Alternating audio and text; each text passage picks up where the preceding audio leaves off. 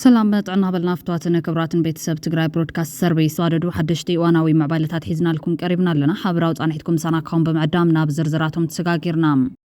بسرات عرقي بزقوت تسمعهم أبزي تبتعمي زحزنقن اتي مد ماي بزقوت زداليو كابه تقارو اتعازوهون حيلتات نوتمش ماقلتات كأسروت أوعيت مقرابهم يوم بخالي وقن لعلوها كومشن إثيوبيا نحوحات كام مزقبو كم زوت وقليتهم جنرال ساموراي نسن اي تقبرو اسراتن اب تግራይ ዝውላ ኩናትን ኮላይን መንግስት ኢትዮጵያ ሓደጋ ምዃኑ ጠንቂቖም ኣለዉ ብፍላይ ተገብሩ አስራት መንግስት ኢትዮጵያ ኣብ ምዕራብ ትግራይ ዘሎ ዘሕጋው ዕጥቁን ተዘይፍሪሶ ሳዕበይኑ ቀሊል ከም ዘይኮነ ዮ ጠንቂቑ ዘሎ ብኻሊ ወገን ሎሙን ሻልሸይቲ ድሮን ኢትዮጵያ ተወቂዓት ሓምሽሻላ ሃገራዊ ባንኪ ኢትዮጵያ ኣብ ትግራይ ዋጋ ብር ኢትዮጵያ በወርቅን ናፋኒ ትካሎን ዝብል ስጋት ምላሽ ሂቦም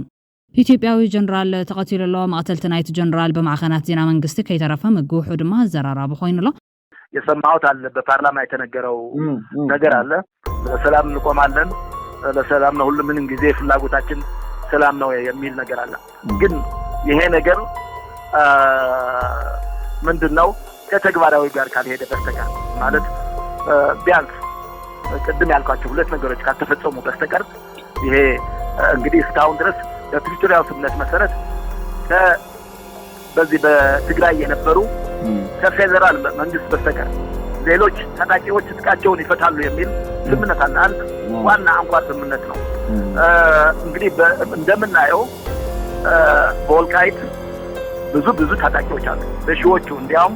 እንደገና ያሰለጠነው መንግስት መንግስት እየረዳቸው ማለት ነው ሻቢያዎችም የትግራይን በርካታ ግዛቶች ይዘዋል እንግዲህ ከሻቢያዎች ጋር ያለው ግንኙነት ይገባኛል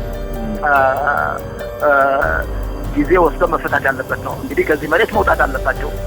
መንግስት እኮ በአሁኑ ጊዜ ስለ ሰዎች ምን ያነሳሉ የአሰብ መመለስ የምናምን ይላሉ የሀገሪቱን ዜጎች በኃይል የተቆጣጠረ መንግስት አለ ይሄ ለጦርነት በቂ ምክንያት ነው እንደማየው የሀገሪቱ የኢሮፕ ህዝብ እንደ ብሔረሰብ ከግማሽ በላዩ በሻቢያ ቁጥጥር ነው ያለው ውዴታ ማለት ብዙ በጉለማኸዳ አካባቢ በገላ አካባቢ በአዲያው አካባቢ የሚባሉ ቦታዎች ያለው ውዴታ ሻቢያ የተቆጣጠራቸው አሉ እንግዲህ እኔ እንደሚገባኝ ሁሉ ጊዜ መንግስት መጨነቅ ያለበት ስለ መሬቱ ብቻ ሳይሆን ስለ ዜጎችም ጭምር ነው ኃላፊነትም ያለበት ይመስለኛል ነዚያቱም ካሉ ተገደስት ማባለታትን ከነካፍለኩም ኢናም بقدمنت لمون شالشيت درون إثيوبيا توقعت حمششام أوشت حد ورحي شالشاي سبال بونا فاريت منغست إثيوبيا حمششالام كابتن شدشتن سلسة أبدو بسودانيان كاساي لماريم دماغ قد مخلت سمنات بزرقحو أوشت عسر تخلت معلتات سلسة درونات بالزقنات حمشن كبل حبيرو نيرو كاميرا ما إيشانا سو أنت من فرم من الله ከሰማይ መጥቶ ሲወርቅ ያልሆነ ዳውን ከይሆን ፈንደም በስተረለች አና ሰው ስተራሽ ምን ማይሰማው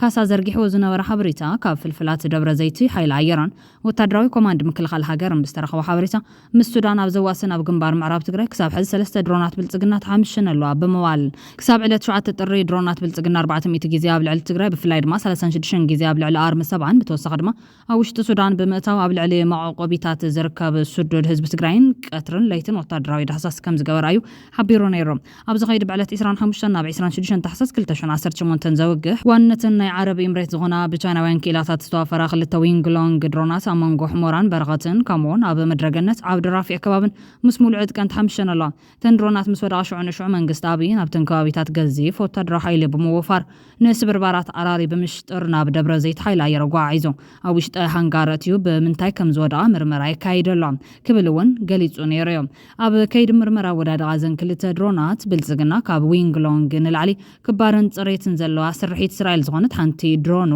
ምስ ካልኦት ድሮናት ናብቲ ከባቢ ብምውፋር ጽዑቕን ተኸታታሊ እንዳሳስና ካይድ ይቐኒሉ ዝነበረ ካሳ ሃይለማርያም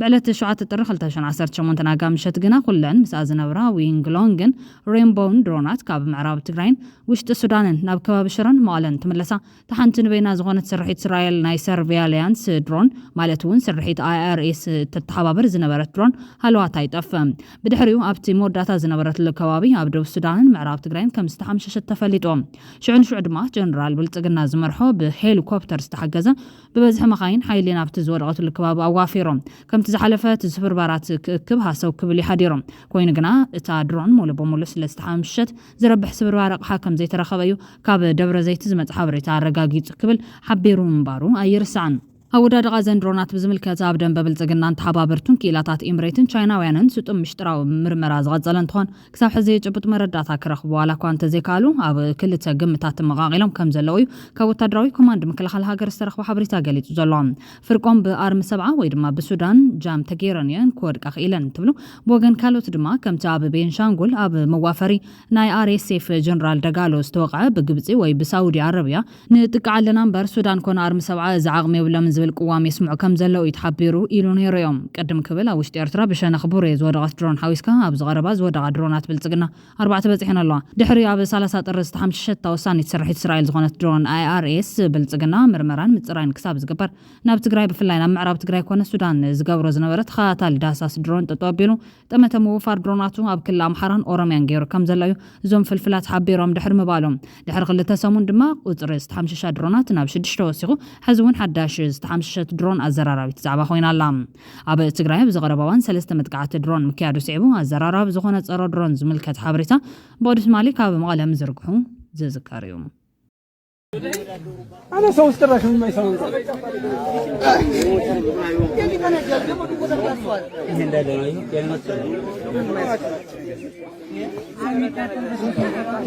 يتوجد ويدور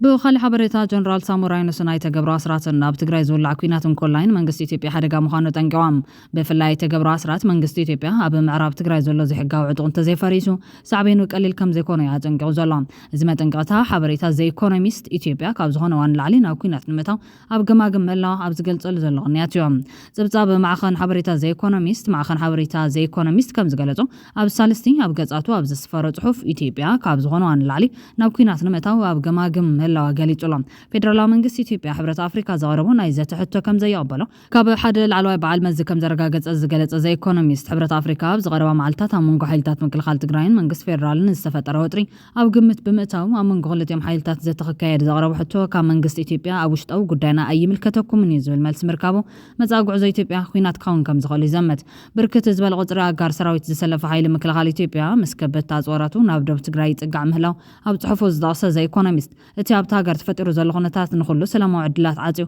نابناي كوينات مرجع كاتو كم زغلي زقلت زي إيكونوميست أب سالستة زبزاب سراويت من كل خالة إثيوبيا قليل زي بحالات زوار عاتيو ناوسنا وسن تجراي تتقيعم هلا كاب من جتاتي الرجاجيت أي كبل زقلت خوينهم أب زغروا معلتات أب تسلم تزقات أمام هندبتها متقعد سيبو نجور ملس متقعد مخفاتهم من مسحيلتات من كل خالة إثيوبيا أنا بقونت متاومن اتين والك أي تسلمتن مقوت أرستو سلسو قمتي منقص فدرال كم كرمة مدلاو نتعبي قجت كيرو كم زعزبويو وستيخو زقلت اتي استفدر خونتات بوغن حوحات أف دق السودان ناي مقوزار دليت مهلاو زرئيز ولا زي إيكونوميست نتخونتات سعبو كساب نايدرون قبر ملس زهابة منقص إثيوبيا تقراي بخلان فتها بتحتي صنع وتدرا حلوك كتاتو كيرو نتمع والساتي كتاتل مهلاو يزقلت شما يتعقب اللي زبل حدا كابل علوت مرحين نتحوحات بتماسالي سراويت مكل غالي إثيوبيا بومو العاغمن أو كويتات تقراي انقصاص مهلاو نزا إيكونوميست زقلت خوينهم منقص بلتقنا زقورو زلو تقوارات بهتو تدو كبل انتزيكيلو ازوق زي كساب كن ريزا فرح كخون كم زغل نمقماتو زتقم كم زي كونه بمتقاسيو حدا قنينات تونتات كرد زفتن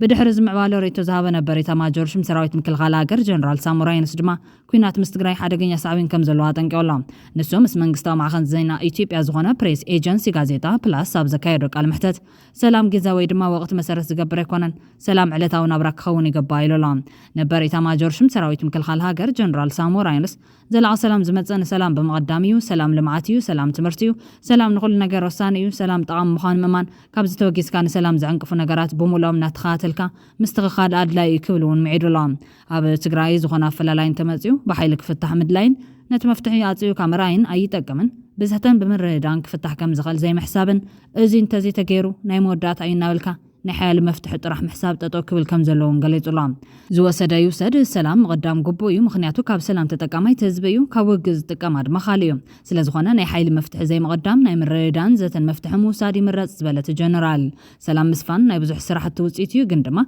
حزك نجمرو علنا كبل معيدو معدانايت جنرال بزياده نابتاب تግራይ ዘሎ መሪሕነት ጥራሕ ዝዓዘዘ ምዃኑ ግን ተነቃፊ ገይርዎሎም ፖለቲካዊ ችግሮችን ለመፍታት የኃይል አማራጭን የመውሰድ ልማድ ሊቆም እንደሚገባ ጀነራል ሳሞራ የኑስ ገለጹ። የቀድሞ የመከላከያ ሰራዊት ጠቅላይ ኤታማዦር ሹም ጀነራል ሳሞራ የኑስ ወቅታዊ ሁኔታዎችን በተመለከተ ከአዲስ ዘመን ጋዜጣ ጋር ባደረጉት ቆይታ ፖለቲካዊ ችግሮችን ለመፍታት የኃይል አማራጮችን የመውሰድ ልማድ መቆም እንዳለበት ገልጸዋል። ሰላም ጊዜና ወቅትን መሰረት ያደረገ ባይሆንም በትግራይ ክልል ዘላቂ ሰላምን የማስፈን አስፈላጊነት ከግለሰብ ጀምሮ እስከ ተቋማት ድረስ አስፈላጊ ትኩረት አልተሰጠውም ብለዋል።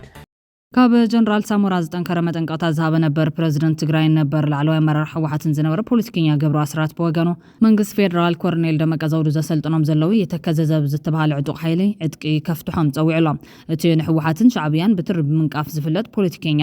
አብይ ቀድሞ ወደብ ዓሰም ዋሉ ሃልዋት ናይታ ብትሕቲ ወራርን ማዕስከር ተመዛበልትን ስደተኛታትን ዘሎ ህዝብ ትግራይ ከረጋግጽ ዝሓተተ ኮይኑ መንግስት ፌደራልን ህወሓትን ካብ ቅንዕና ዝመንጨው ሓቀኛ ድርድር ዘተከገብሮን ጻውዒ ተቀሪብሎም ቅድሚ ተኾይናት ጅማሩ ኣብ 2012 ዓመተ ምህረት እውን ህወሓት ካብ ቅንዕና ዝመንጨው ሓቀኛ ድርድር ዘተከገብሩ ጻውዒት ገይሩ ምባሩ ዘዘኻኽርት ፖለቲከኛ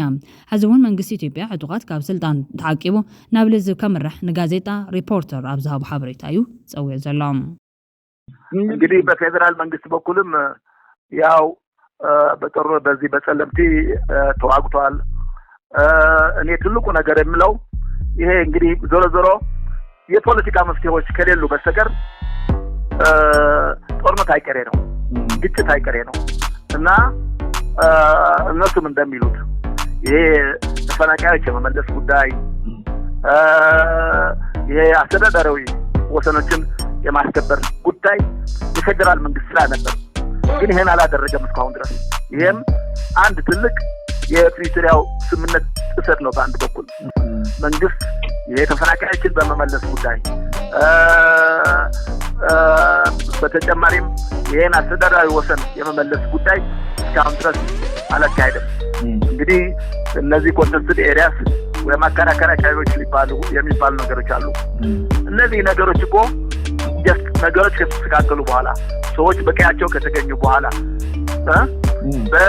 በተባለው በህገ መንግስቱ የሚመለሱ እንጂ አንድ አካባቢን በኃይል ተቆጣጥሮ እንግዲህ የኔ ግዛት ነውና ይሄ መሆን አለበት የሚለው ነገር ማካሄዱ በመርህም ደረጃ ትክክል አይደለም። ምክንያቱም በኢትዮጵያ እንደማውቀው ብዙ እንደዚህ ያሉ ጥያቄዎች አሉ። የቤኒሻንጉል አካባቢ አለ፣ በኦሮሞ አካባቢ አለ፣ በሶማሌ አካባቢ አለ። ሶማሌዎች የኦሮሞን መሬት ይሻሉ፣ በአማራም ክልል በኩል ኦሮሞ ከቤኒሻንጉል የሚፈልጋቸው አሉ፣ ኦሮሞችን በሌላ አካባቢ እንደሚፈልጋቸው አሉ። መሬትን ተቆጣጥሮ አይደለም ህገ መንግስት ማክበር የሚባለው፣ በኃይል ከተቆጣጠሩ በኋላ አይደለም ህገ መንግስት ማክበር የሚባለው ነገር። እዛ ያለ ህገ መንግስቱ መከበር ያለበት ከኃይል ውጭ በህገ መንግስቱ በህግ መንፈስ መፈጠር ያለበት። እንግዲህ ለጦር እየተዘጋጁ ጦርነትን እየቀሰቀሱ እንደገና ስለ ሰላም ስለ ፕሪቶሪያ ማውራት አይቻልም። ስለዚህ በእውነት እንደዚህ ማድረግ አለባቸው። ለእውነተኛ ድርድር መዘጋጀት አለባቸው። በፌደራል መንግስትም እንዲሁ ለእውነተኛ ድርድር ጊዜ መግዣ ወይም ጊዜ ለመለወጥ ገዝቶ ሁኔታዎችን ለመቆጣጠር ሳይሆን ከምር ለሰላም መቆም ያለበት ይመስለኛል። ከምር ለሰላም እንግዲህ የሰማሁት አለ፣ በፓርላማ የተነገረው ነገር አለ። ለሰላም እንቆማለን፣ ለሰላም ነው ሁሉ ምንም ጊዜ ፍላጎታችን ሰላም ነው የሚል ነገር አለ። ግን ይሄ ነገር ምንድነው ከተግባራዊ ጋር ካልሄደ በስተቀር ማለት ቢያንስ ቅድም ያልኳቸው ሁለት ነገሮች ካልተፈጸሙ በስተቀር ይሄ እንግዲህ እስካሁን ድረስ በፕሪቶሪያው ስምምነት መሰረት በዚህ በትግራይ የነበሩ ከፌደራል መንግስት በስተቀር ሌሎች ታጣቂዎች ትጥቃቸውን ይፈታሉ የሚል ስምምነት አለ። አንድ ዋና አንኳር ስምምነት ነው። እንግዲህ እንደምናየው በወልቃይት ብዙ ታጣቂዎች አሉ፣ በሺዎቹ እንዲያውም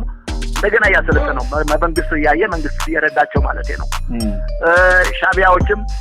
የትግራይን በርካታ ግዛቶች ይዘዋል። እንግዲህ ከሻዕቢያዎች ጋር ያለው ግንኙነት ይገባኛል። ጊዜ ወስዶ መፈታት ያለበት ነው። እንግዲህ ከዚህ መሬት መውጣት አለባቸው። መንግስት እኮ በአሁኑ ጊዜ ስለ ሰዎች ምን ያነሳሉ? የአሰብ መመለስ የምናምን ይላሉ።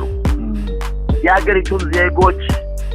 በኃይል የተቆጣጠረ መንግስት አለ። ይሄ በጦርነት በቂ ምክንያት ነው እንደማየው። የሀገሪቱ የኢሮፕ ህዝብ እንደ ብሔረሰብ ከግማሽ በላዩ በሻዕቢያ ቁጥር ነው ያለው፣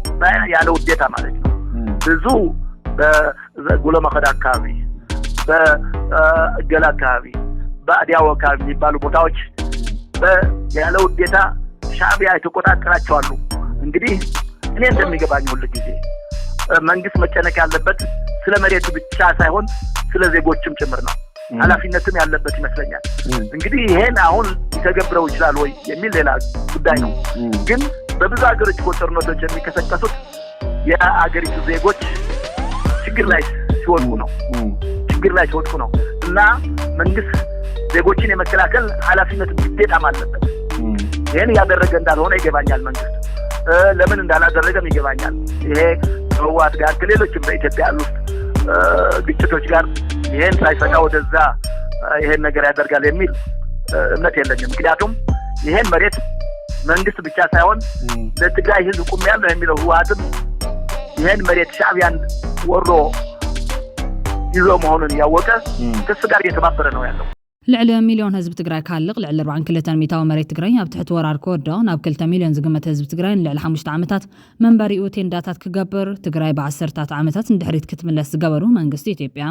መንግስቲ ኤርትራን ዕጡቃት ኣምሓራን ነታ ዝተረፈት 58 ሚታዊ ግዛት ትግራይን ህዝባን ተማቒሎም ንሓዋሩ ከጥፍዋ ግዛታዊ ሽርክነት ይገብሩ ከም ዘለውን ድሮኳ ኣብ መንጎ ተጋሩ ሓድሕዳዊ ግጭት ክፍጠር ኣኽኢሎም ከም ዘለዎ ይፍለጥ።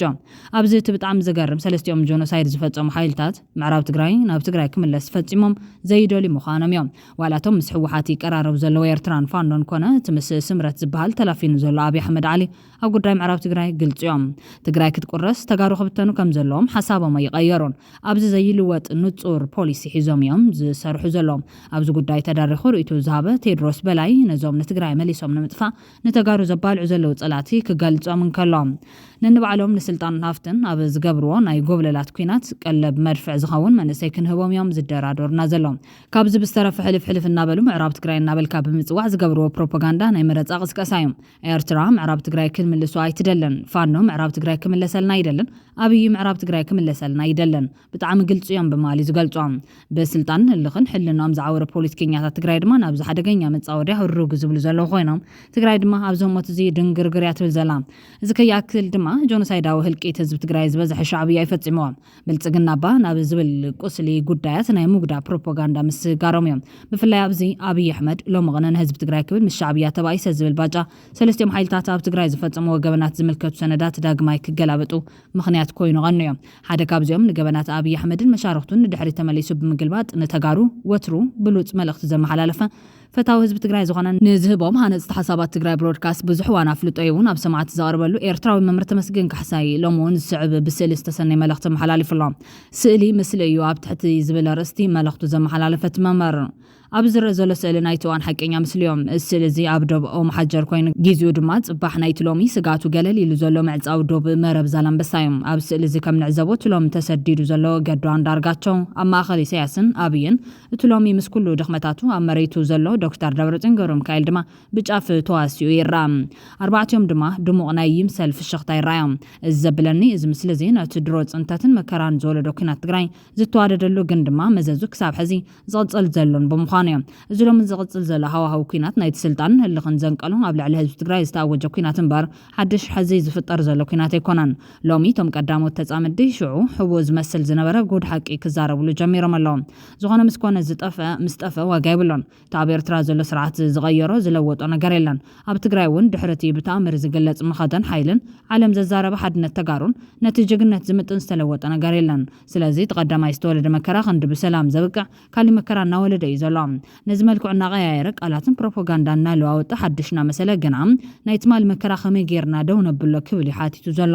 بمقصال زبز حزب إيرتران تجرين دما من توركا يسبركا انتوركا يو يسبركا خوين وخلو من قصاصات وقالسو تسفو جان كوين والله توم دقيمهم كراخبو زي مسلو زنبر مريحنة إيرتران تجرين تراخيبهم توم دقيم نابي يكسر يوم الكاك تحسب في ترف كتحلمو زي يقولوا نتسأل ما تستجروا لبهزبي ساليبهم زنبروا نابل سجنا خيرام كاكلو تزعبي كسارة جزيكي وصدق التفوك حكم زلو زعبي ما سيتجنا مفل الحيلتات مكل غال تجري تديفن حد حدوك قدام من جماريهم زعبايت زلو حق خوينو حزون زني حدا موال 100 عامت مزز كبق على كبل اسميرو للا تحتوا كميلي وقع زبل حتى بملعل دمام قداماي التدغاغام قداي زخون زلو سراويت إيرتران تجرين بتفتير زلو عدل ناي صمدو اتوم عززت سراويت ممس زمصا ناي بوليتيكا نفاس نجو غريفام من تسلام حزبهم حدحدهم كنا بولهم تمال استغبر جيغا بخال جيغا كعري خلن حدحدهم كدغاغفو ناي حوار حدغا مزلو طرح حبيرهم ككلاخلو كلا زو يغبام كالاي عزز سراويت إيرتران حزبهم كياكبو زخفلو واغا ربحا كم زيولو فليطهم استبتنا حزبهم زكبو لمنقدك حسبون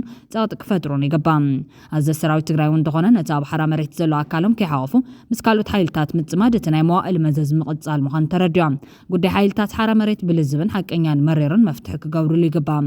ሕቱ ሓራ መሬት ፍትሓዊ ሕቶ እዩ ይኹን እምበር ብሓይሊ ብረትን ጎንፅና ይፍትሓን እዚ ከይተፈትሐ ዝገድድ ፀገም እምበር ዝፍታሕ ፀገም ኣብ ትግራይ የሎን ሳልሳይ መንቲ ናይ ሓዋሩ ሰላም ህዝብታት ኤርትራን ትግራይን ኩሎም ሚድያታት ፀለውቲ ሰባት ምሁራት ስነ ጥበባውያንን ከየንትን ሲቪካዊ ማሕበራት ብምንባብ ንፋስ ኣምጾ በበዋኑ ሕብሩ ዝቕይር ገና ድማ ሓደ ዓይነት ፕሮፓጋንዳ ገዲፎም ነዞም ክልተ ኣባይታ ዘሎ ኣዘዝ ሰራዊት ክልቲኡ ህዝቢ ጻውዒት ክገብሮም ጸቕጥ ክፈጥሩ ይገባም እዚ ብዝግባ መሰረት ከይተሓስኻ ነቲ ዝዓበየ ባጀት ወፂዎ ዝግበር ናይ ውክልና ኩናት ኾነ ናይ ፖለቲካዊ ቃልሲ ኣንጻር ስርዓት ብልጽግና መሊኡ ክዕወተ ይኸለን እዚ ማለት ብሓያል መስዋዕትን ደምን ዋላ እውን ሲዕሩን ተወፀ መሬቱን ባሕሩን ተውሓሰ ደጊሙ ሕድሕዱ ሓድሽ ደምነት ክፈጠር እምበር ናይ መዋእል 100 ዓመት መዘዝ ኣይፍውስን እቶም ብረት ዝተሸከሙ ሰራዊትን ኣዘዝቶምን ቅድሚ ኩሉ ሰብ ዝሞቱን ዝስንኩሉን ሰራዊት ክልቲኡ ህዝቢ ብምዃኖም መጀመርያ ክፍውሱን ክድሕኑን ዘለዎም ድማ ንሶም እዮም ናይ ሓዋሩ ሙሉእ ሰላም ነቲ ረዚን ዋጋ ዝኸፈለን ክሳብ ሕዚ ድማ ዝግብኦ ራሓት ዘይረኸበን ፀዋር ህዝቢ ኤርትራን ትግራይን ዝብል ኣዝዩ ብሱል መልእኽቲ ኣመሓላሊፉሎም بخالي وقانون إثيوبيا جنرال تقاتلهم مقتلت نايت جنرال بمعخنات زينا من قستن كي ترفا مقوحو دما زرارة بخوين لهم جنرال بقال دوقاسا بحيل تطفان كم استوقد يوم قال من جتات حبريتها زقلت وزلهم ነው አገዛዝ እስከ ግንቦት ወር መጨረሻ ድረስ የሚዘልቅ አዲስ ወታደራዊ ዘመቻ አቅዶ በአማራ ክልል በበርካታ ቦታዎች ላይ ዘመቻ ለማድረግ አቅዶ እንቅስቃሴ ያደረገ ባለበት ሰዓት ይሄንን ዘመቻ በዋናነት ማድረግ የፈለገው ግንቦት 24 ይደረጋል ተብሎ የታሰበው ምርጫ በሀገሪቱ የስጋት ቀጠና ተብለው በተጠቀሱ በዋናነት በአረንጓዴ ቢጫ ቀይ ቀለም የኢትዮጵያን ካርታ በመሳል ቀይ ቀለም ከፍተኛ የሆነ ውጊያ እየተደረገባቸው ያሉ አካባቢዎች ቢጫ ቀለም ደግሞ ያዝ ለቅቅ የፋኖ ኃይሎችም የኦነግ ኃይሎችም የኢትዮጵያ ታጣቂ ኃይሎችም ያዟቸው ነገር ግን በመደበኛነት ያልተቀመጡባቸው ቦታዎች አረንጓዴ ደግሞ ብሎ የጠቀሳቸው ቦታዎች ወደ መሃል አካባቢ አዲስ አበባን ሴንተር አድርጎ ወደ ዙሪያው አካባቢ ያሉ ከተሞችን አረንጓዴ ቀለም ቀብቶ ነበረ እነዚህን ለምርጫ ዝግጅት ለማድረግ በቢጫ የተከበቡ የተመላከቱ ቦታዎችን ወደ አረንጓዴነት ለመቀየር በቀይ የተመላከቱትን ደግሞ ወደ ቢጫ ወይንም የፋኖ ኃይሎችም ወደዚህ ቦታ እንዳይመጡ ለማድረግ ዘመቻ በሰፊው እንቅስቃሴ ማድረጉ በዋናነት በበርካታ አካባቢዎች በሰሜን ወሎ በደቡብ ወሎ እንዲሁም በምዕራብ ወሎ አካባቢ ከፍተኛ ውጊያ እየተደረገ ነው ሰሜን ጎንደር ማዕከላዊ ጎንደርና ደቡብ ጎንደር አካባቢ እንዲሁ ከፍተኛ ውጊያ እየተደረገ ነው በተለይ በትናንትናው ዕለት በተደረገ ጥቃት ጀነራል በቀለ ዱጋሳ የተባሉትን ጨምሮ 5 ከፍተኛ ወታደራዊ ማዕረግ ያላቸው ጥቃት ተሰንዝሮ ከፍተኛ ክሳራ እንደደረሰበትና ጥቃቱ የተፈጸመው ከ1000 በላይ ተዋጊዎችን ይዘው በሰሜን ወሎ ሲያዋጉና ሲዋጉ የነበሩት በቀለ ዱጋሳ የተባሉ ወታደራዊ ባለማዕረግተኛ መስዋዕትነት ከፍለዋል በማለት የአማራ ሚዲያ ኮርፖሬሽን ቀብራቸው በቴሌቪዥን ተመልክተናል ይሄ እንግዲህ አንድ ብርጋዴር ጀነራል ሞተ ማለት ሰራዊቱ በምን ያክል ሁኔታ እንደሚጎዳና በተለይ በዚህ በምዕራብ ወሎ ሀገራዊ ባንክ ኢትዮጵያ በትግራይ ዋጋ ብር ኢትዮጵያ በወርቅና ፋኒት ካለን ዝብል ስጋት ምላሽ ይቦም ማዕኸናት ዜና ኢትዮጵያ ትግራይን ኤርትራን ናብ ውህደት ከየምርሓ ዘስግሕ ኩነታት ተፈጢሩ ከም ዘሎ ክጽብጽባ ጀሚረን ቀኒነን ዋጋ ብር ኢትዮጵያ በወርቅና ፋኒት ካለ ዝብል ቅሬታውን ቀሪቦም ኣብ ትግራይን ኤርትራን ሓድሽ ህዝባዊ ተበግሶን ውህደት ከም ዘሎ ወርቅን ዶላርን ብክልቲኡ ወገን ባጤራ ይኹን ከም ዘሎ ታብ ደቡብ ከባቢታት ዝተሓፀረ ዝነበረ ናይ ኤርትራ ባጤራ ነቐፋውን ናብ ካልኦት ከተማታት ትግራይ ብሰፊሕ ይዝርጋሕ ከም ዘሎ ነበርቲ ነጋዶን ይገልጽለው ክበሃል ጸንሕዮም እዚ ጸብጻብ ዝክልትዮም ወገናት ንንግዲ በሮ ኢትዮጵያ ንምምራጽ ዘለዎም ድሌት ትሑት ምዃኑ መልኪቶም እቲ ወርቅን ዶላርን ቀንዲ ምርጫ ክልትዮም ወገናት ምዃኑ ዘመልክት ጸብጻብ ድሕሪ ወርቅን ዶላርን ዝያዳ ተመራጺ ባጤራ ኤርትራዊ ናቕፋ ምዃኑ ረጋጊጾም ኣብ ኢትዮጵያ ሓደ ናይ ኤርትራ ናቕፋ ብ12 ክሳብ 15 ብር ይቕየር ከም ዘሎ ምንጭታት ብምጥቃስ ሓቢሩ እዮም እዚ ምንቅስቓስ እዚ መራያ ምጥርናፍን ምውሃድን ትግራይን ኤርትራን ይዝበሉ ተንተንቲ መንግስቲ ኢትዮጵያ ትግራይን ኤርትራን ንሕድሕደን ክዋጋእ ዘለዎ ድሌት ከም ዘፍሸለን ይገልጾም እቲ ሰራዊት ኤርትራ ኣብ ልዕሊ ህዝቢ ትግራይ ምጽናት ዓሌት ክፍጽም ዝዓደመ መንግስቲ ኢትዮጵያ ምጽናት ዓሌት ብምፍጻም እውን ዕግበት ኣይረኸበን ኣብ ርእሲ ትግራይ ኩናት ስለ ዘይዋጽኦ ንህዝቢ ትግራይ ካብ መሰረታዊ ኣገልግሎት ሓኒካ ሒዝካ ባዕሉት ህዝቢ ኣብ ርእሲ ፖለቲካውያን ትካላቱ ክእድም እዩ ዝፍትን ዘሎ ካሊእ ሚስጥር የብሎን ሕዚ ድማ እቲ መንእሰይን ህዝብን ትግራይ ይኹን ተደናገጽቱ ኤርትራውያን ከምኡውን ኢትዮጵያውያን ጸለውቲ ማሕበራዊ መራኸቢታት ሆይሉ ማልያ ዘይብል ገንዘብ ናብ ትግራይ ከውሕዝ ምኻሎም ነቲ ባጀትን ከም ነዳዲ ዝኣመሰለ መሰረታዊ ሃለኽቲ ነገራትን ናብ ትግራይ ከይኣቱ ማዕቐብ ዘንበረ ኣብይ ኣሕመድ ዕብድብዳት ይወሎ ኣብ ምእሳርን ምህጋርን ወፈያታት እውን ሃርገፍ ገፍ ይበለሎ ድሮ እውን ንሕንጻጽ ኣብ ኣዲስ ኣበባ ዝተዋህለለ ንብረት ናብ መንግስታዊ ኣታዊ ክግበር ከም ዛዘዘ ዝፍለጥ እዮም ሕዚ ድማ ሃገራዊ ባንኪ ኢትዮጵያ ኣብ ትግራይ ዋጋ ብር ኢትዮጵያ ብወርቅን ናፋን ይትካሎ ንዝብል ስጋት ምላሽ ሂቦም ትሕፅረት ገንዘብ ኣብ ትግራይ እናተፈጠረ ስቕ ዝብል ዘሎ ሃገራዊ ባንኪ ናይ ኤርትራ ናፋ ኣብ ኢትዮጵያ ኣፍልጦ ይብሉን እቲ መስርሕ ንግዲ እውን ሕጋዊ ኣይኮነን ክብል እዩ ንጋዜጣ ሪፖርተር ምላሽ ሂቡ ዘሎ አገሩን የኢትዮጵያ ብሔራዊ ባንክ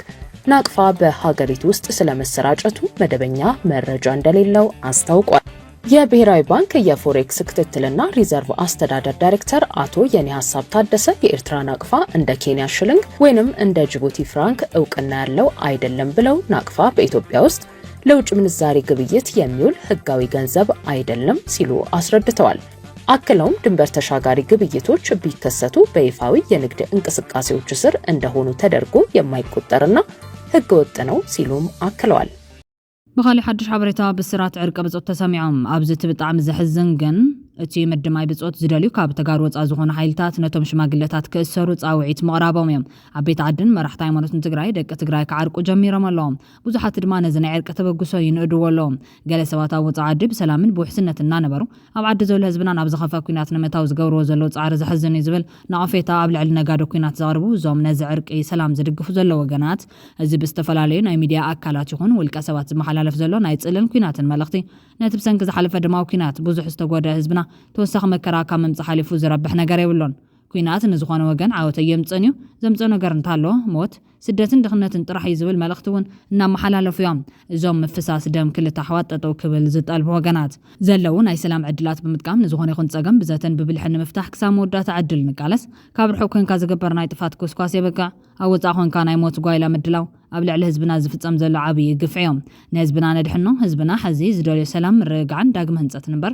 ተወሳኺ ጠያየት ኣይኮነን ክብል እዮም ኣገንዚቦም ዘለዎም ብኽልቲኡ ገጽ ንዘለዉ ኣካላት ዓገብ ዝበሉ እዞም ወገናት ኣካይዳ መሪሕነት ብልሕን ዓቕልን እንተዘይሃልይዎ ሳዕቤኑ ንመላእ ህዝቢ ዝበላሕ ሃወይ በማል ብፍላይ ነቶም መንጓሕቲ ኩናት ዝኾኑ ኣካላት ኣብ ስደት ኮንካ ናይ ጥፋት ጎስጓስ ምግባር ብልሒ ኣይኮነን ብልሒ ማለት ንዘሎ ናይ ሰላም ዕድላት ተጠቒምካ ህዝብኻ ካብ ተወሳኺ ደም ምፍሳስ ምድሓን እዮም ኩናት ዘምጽኦ ረብሓ የለን ሞትን ስደትን ጥራሕ እዮም ድምጽና ንሰላም ነስምዕ መሪሕነት ብልሒ ሓትት ኩናት ማዕዲኻ ጥራሕ እዩ ዝጥዕም ኣብ ውሽጡ ዘሎ ህዝብና ግን ሰላም እዩ ዝግብኦም ነዚ ናይ ጽሊ ጎስጓስ ደው ነብሎ ክብል እዩ ብፍላይ ኣክቲቪስት ቢንያም ግርማይ ነቲ ዕርቂ ዘለዎ ደገፍ ገሊጹ ዘሎ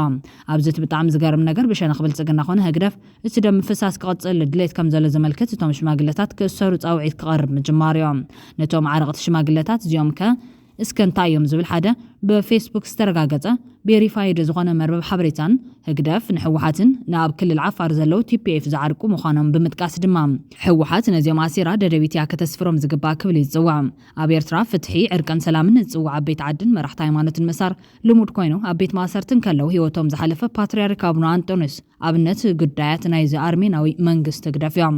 ህግደፍ ብፍላይ ዕርቂ ተጋሩ ዘይደልየሉ ምክንያት ትግራይ ማእኸል ኩናት ቀይሕ ባሕሪ ክትከውን ካብ ዘለዎ ድሌት ኮይኖም ኣብይ ኣሕመድ ድማ ስልጣን ንምዕቃብ ትግራይ ከዳቐ ካብ ዘለዎ እምነት እዮም ህግደፍ ንኤርትራ ሃገር ንምግባር ኣብ ዝነበረ ናይ 30 ዓመታት ሕሉፍ ቃልሲ እቲ ኩናት ካብ ኤርትራ ኣብ ትግራይን ካልኦት ከባቢታትን ክኸውን ብምግባሩ ንጀነራላት ደርጊ ብስትራቴጂካ ኣጠማምታ ከም ዝበለጾም እዮም ሎሚ ነቲ ሽዑ ዝነበረ ስንፍና መራሕቲ ደርጊ ብጣዕሳ ዝዝክርዎ ሎሚ ብተመሳሳሊ መንገዲ ኩናት ካብ ዓሰብ ናብ ትግራይ ዝደፍእ ዘሎ ህግደፍ ኣብ መንጎ ተጋሩ ሕድሕዳዊ ግጭት ክቕጽል ኣብ መንጎ ትግራይን ኢትዮጵያን ተመሳሳሊ ግጭት ክፍጠር ዝገብሩ ዘሎ ጻዕሪ ብኽልቲኡ ገጽ ዘለዉ ፖለቲከኛታት ትግራይ ነቲ ናይ ደርጊ ዕሽነት ክደግምዎ ዶ ይኾኑ ዝብል ሕቶ ኣብ ቦትኡ ኮይኖም ህግደፍ ግን ንዕርቂ ብጾት ብዘይግዓዊ መንገዲ ተቃውሞ ጀሚሩሎም ጥያቄና ሁለቱም ግንባር ተሰልፌ ተዋግቻለሁ ወይም በውጊያው ተሳትፌያለሁ በአመራር እና ቅድም እንዳልነው ብዙ ኢትዮጵያውያን ያለቁበት ነው ከሁለቱም ወገን ውጊያውን ቢሆን ውስብስብ ነው እንደውም የውትድርና መለኪያዎች በተለያየ ጊዜ ከልምድ እየበለጸጉ የተሻለ ዘዴ ሁሉ የታየበት ነው ጠላትም ቢሆን ምንንቀው አይደለም ብዙ እንደውም አንዳንድ ቦታ ላይ እኛ አካዳሚ ተምረናል ጦር ትምህርት ቤት ተምረናል ወይም ስሩ ሰም ኢንስቲትዩሽን አልፈናል ምንም ኢንስቲትዩሽን ውስጥ ያላለፉ ነገር ግን በጦር ግንባር ብቻ ብዙ አመት በመዋጋት ልምዳቸውን አካብተው በልምድ አካብተው ጥሩ ተዋጊ ሆነዋል ጥሩ ስትራቴጂስት ሆነዋል ጥሩ ታክቲሽያን ሆነዋል ጥሩ ውጊያ ቀያሾች ሆነዋል እና ያ ልምድ ተገኝቶበታል እና እኛ ብቻ ልምድ አገኘን ማለት አልችልም ወይም እኛ ብቻ ጥሩ ተዋጊ ነበርን ማለትም አንችልም ጥሩ ተዋጊዎች ነበሩ በተለይ ሻዕቢያ በጣም ጥሩ ተዋጊ ነው እውነቴን ነው ሙለው እና ከዛ ያ ውጊያ ሊያልቅ የማይችል በመሆኑ ሻዕቢያ ያደረገው ምንድነው ውጊያውን ወደ መሃል አገር ማምጣት ነው ትልቅ ስትራቴጂ ነው እንደውም የኛ ሰዎች ማየት ያልቻል ነው ብዬ የምገምተው ዛሬም በመሃል ሻዕቢያ ያመጣቸውን ለምሳሌ ከኦነግ ጋር አብሮ በመስራት ከህወሓት ጋር አብሮ በመስራት ሌሎችም ደቡብ አካባቢ ከነበሩ ጥቃቅን ነፃ አውጪ ነን ብለው ከተነሱ ሰው ድርጅቶች ጋር አብሮ በመስራት ያደርግ የነበረው ነገር ስትራቴጂ ነው ለምን ውጊያውን ወደ መሃል የማምጣት ስትራቴጂ ነው ማዕከላዊ መንግስት ማስጨነቅ ኤግዛክትሊ ማስጨነቅ ነው እና ማዕከላዊ መንግስት የሚጨነቀው እንዴት ነው ጦር ይስባል ከላይ ያ ግንባር እየሳሳ ይሄዳል ስለዚህ እነሱ ኢዝሊ ያንን መምታት ይችላሉ እና ያ አልታየም ነበር እና በጥንቃቄ ስለዚህ ይሄ ብልጠት ነው የውጊያ ብልጠት ይመስለኛል የውጊያ ብልጠት ወይም ስትራቴጂ ብልጠት ነው እና ያንን አይ ቲንክ አፕሪሺየት ማድረግ ያስፈልጋል አሁን ታሪክ ነው የምናወራው ስለዚህ ታሪክ ስናወራ አቃለን አንቋሸን ማውራት አንችልም የሆነውን ነገር ነው የምናወራው እና ኣብ መወዳእታ ላዕለዋይ ኮሚሽን ኢትዮጵያ ንሕወሓት ካብ መዝገቡ ከም ዘውፅኦ ገሊፆም ሃገራዊ ምክክር ኮሚሽን ኢትዮጵያ ተባሂሉ ዝፅዋዕ ንኢትዮጵያ ካብ ፓርላመንታርያዊ ናብ ፕረዚደንታዊ ስርዓት ብምስጋር ስልጣን ኣብይ ንምዕቃብ ይሰርሕ ምህላው ዝንገረሉ ኮይኖም ኣብ ትግራይ ሕወሓት ሓዊስካ ኩሎም ረብሓ ትግራይ ዘቐድሙ ውድባትን ምንቅስቓሳትን ዘቕርበሉ ቅድመ ኩነት ከተግብር ብዘይምኻኑ ንሕወሓት ካብ መዝገቡ ከም ዘውፅኦ ነቲ ህዝቢ ትግራይ ድምፁ ክህበሉ ዝግብኦ ናይ ሃገራዊ ምክኻር ዋዕላ እውን አጀንዳታት ትግራይ ንምካብ ካብ ትግራይ ወፃኢ ኣብ አዲስ አበባ መድረኽ ከም ዘካየደ ፍሊጦም እቲ ኮሚሽን ብባይቶ ወከልቲ ህዝብታት ዝተናውሐ ዕድሚኡ ክዛዘም ስለ ዝቐረበ ብቕልጡፍ ናይ ምምኻር ዋዕላ ክጅምሮ መዘኻኸሪ ተዋሂብዎ ንትግራይ ገዲፉ ኣብ አዲስ አበባ ከም ዘካየደ እውን ኣፍሊጡሎ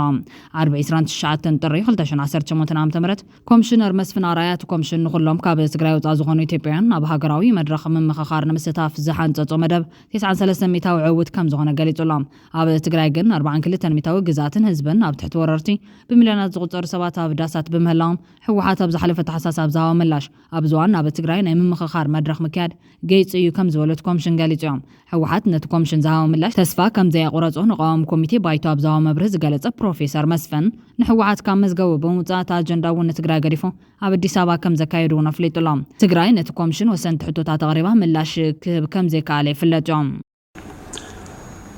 በተለይ በዚህ በትግራይ ክልል በተከሰተው ችግር ምክንያት ምክክሩ በክልሉ እንዳይካሄድ አልጋ ባልጋ እንዳይሆን ምንም እንኳን የምክክሩ ኮሚሽን አጠቃላይ ሰብሳቢውና አባላቱ በርካታ ጥረት ያደረጉ ቢሆንም ቅሉ አሁንም ቲፒኤልኤፍ ምክክሩ ቅድሚያ የሚሰጠው አጀንዳ አይደለም በማለት ምላሽ እንደሰጠ ተገልጿል። ወደፊት በዚህ አቋም ከጸና ትግራይ የኢትዮጵያ አንዱ አካል ነው። ትግራይ ክልል የትግራይ ክልል ህዝብ ለኢትዮጵያ አንድነት መሰረት ነው እንደ ሌሎች ህዝቦች። በእውነቱ የኢትዮጵያ የስልጣኔ በርም መግቢያ ነው። ያ ክልል በርካታ ቅኝ ገዢ የኢትዮጵያ የውስጥ ጠላቶች ተረማምደው የገቡበትም አካባቢ ነው። ህዝቡ በኢትዮጵያ አንድነት ጽኑ እምነት ያለው ነው። ነገር ግን እንዳለመታደል ሆኖ ከሱ አብራክ የተፈጠሩ የኢትዮጵያ አንድነት ጻር የሆኑ ጽንፈኞች በፈጠሩት ስተት ህዝቡ መቀመቅ ውስጥ እንደወረደ ይታወቃል። ይህም በግልጽ ነው የምናገረው። ይሄ ደግሞ ድርጅቱን ቲፒኤልኤፍን በታሪክ ተወቃሽና ተጠያቂ እንደሚያደርገውም ግልጽ ነው። ይህም የትግራይን ክልል ያላሳተፈ ሀገራዊ ምክክር በኮሚሽኑ ተግባር ላይ ጥላ አያጠላበትም ወይ? በዚህ ምክክር ያልተሳተፈው የትግራይ ክልል ህዝብ በዚህ በአሁን ባለው ናሽናል ዲያሎግ አንጻር አልቲሜት ጎሉ ምን ሊሆን ይችላል? ለምሳሌ ናሽናል ዲያሎግ ከተጠናቀቀ በኋላ የትግራይ ህዝብ በምክክሩ ዙሪያ የሚያነሳው ጥያቄ ቢኖር ህጋዊ ቅቡልነት ይኖረዋል ወይ? አጠቃላይ ሌሎች ክልሎች ናሽናል ዲያሎጉን ጨርሰው ከተጠናቀቀ በኋላ ህዝቡ ክሌም ማድረጉ አይቀርም፣ ግሪቫንስ ማቅረቡ አይቀርም። ያ እንዴት ነው ሊስተናገድ የሚችለው? አምስት የዞን ካፒታሎች ሽሬ፣ አክሱም፣ አዲግራት፣ ማይጨው እና መቀሌ ምናልባት አንድ የሳትኩት ከተማ ከሌለ አምስት ዞን ዋና ከተማዎች ላይ ማድረጉና ከዚያ ተሳታፊዎችን መምጣት ይቀላል ብለውን ነበር። ይሄ በጣም ጥሩ እኛም የደገፍ ነው። ልንሄድበት ብዙ ነገር የተዘጋጀንበት ነበርና አጋጣሚ ሆኖ በዛ ሰሞን ደግሞ በሚገባ የምታውቁት የህፃጽ ጉዳይ መጣ። ስለዚህ ህፃጽ መጣ እና ከህፃጽ ጋር ደግሞ ተያይዘው ከአደጋ ምንድነው መከላከል ኮሚሽነር ሽፈራው የሚመሩት መስሪያ ቤት ደግሞ የወጣ መግለጫ ነበር። ሌሎችም ተደማመሩና ስሜትን በተወሰነ ደረጃ የሚያደፈርሱ በኋላ ላይ የተከበሩ ጀነራሉም ወደ ህፃጽ ማለት ወደ ተፈናቃዮች ያሉበት ከምዕራብ ትግራይ የመጡ ተፈናቃዮች ያሉበት እና በኋላ ላይ የዚህ የረሃብ ጉዳይ በሰፊው የተዘገበበት አካባቢ ነው። በትክክል ቦታውን አላውቀውም። ስለዚህ ወደዛም ሄደዋል በሚል እንግዲህ ከዛ ወዲህ እሳቸውን በሚገባ አላገኘናቸው እና የመጨረሻውን ግሪን ላይት ከሳቸው እየጠበቅን ነበር። ይህም ሆኖ ግን የህወሓት አቋም ግን የህወሓት ግልጽ ነው። ህወሓት በዳያሎግ ያምናሉ። ቢያንስ ጥሩ ነገር የነገሩን መጨረሻ ላይ በኮሚሽኑና በኮሚሽነሮቹ ላይ የእምነት ችግር እንደሌለባቸው ነው። ስለዚህ ዊትረስችሁ እናንተ ላይ እምነት አለን። ስለዚህ ይህም አንድ ጥሩ ነገር ነው እና ሆኖም ግን ብዙ በፌዴራል መንግስትና በእኛ ክልላዊ መንግስት መካከል ሊደረጉ ሊፈጸሙ የሚገቡ እና እንዲፈጸሙ ያቀረብናቸው ጥያቄዎች ስላልተፈጸሙ ቢያንስ በእኛና በህወሓትና በትግራይ ህዝብ ውስጥ ለጊዜው የዚህ የዲያሎግ ሂደት ላግዠሪ ነው ብለውናል። እንግሊዝኛ ይሄን አይደለም ከዛ ያመጣሁት። ስለዚህ እንግዲህ ያለው አቋም ይህንን ይመስላል። ሆኖም ግን እንደዚህም ሆኖ ግን ኮሚሽኑ በትግራይ ላይ ተስፋ አልቆረጠም። ስለዚህ እንደዚህ ከሆነ ምንድነው መደረግ ያለበት የሚለውን እየሄደበት እየሰራበት ነው ያለው። እንዳልኳችሁ ወይም እናንተ እንደምትገምቱት 93% የኛ ወደኛ ማነው ከኛ ጋር ለመስራት ዝግጁ ናቸው። ኢትዮጵያ በአሁኑ ሰዓት እየመከረች ነው ያለችው እንደምታውቁት፣ እናንተም በሄዳችሁበት ቦታ ሁሉ እንደምታስተምሩት ወይም ፕሪች እንደምታደርጉት። ነገር ግን ለ7% ተብሎ በስታቲስቲክስ በኔ ሙያ አንድ ጥናት ጥሩ ነው የሚባለው 75% ከሆነ ተሳትፎ ጥሩ ነው። ይሄ ግን 93 ነው። ግን በስታቲስቲክስ የሚሄድ ስራ አይደለም። ይሄ ሁላችንንም የጠፋነውን በሙሉ ወደ ጠረጴዛ የሚያመጣ ሂደት ነው። ስለዚህ እንኳን ትግራይና በአሁኑ ሰዓት ለጊዜው ኢንፍሉዌንሻል የሆኑ ወደ ናሽናል ዳያሎጉ ያልመጡ የፖለቲካ ድርጅቶችን እንኳን እስካሁን ድረስ እባካችሁ ነው እያለን ያለ ነው።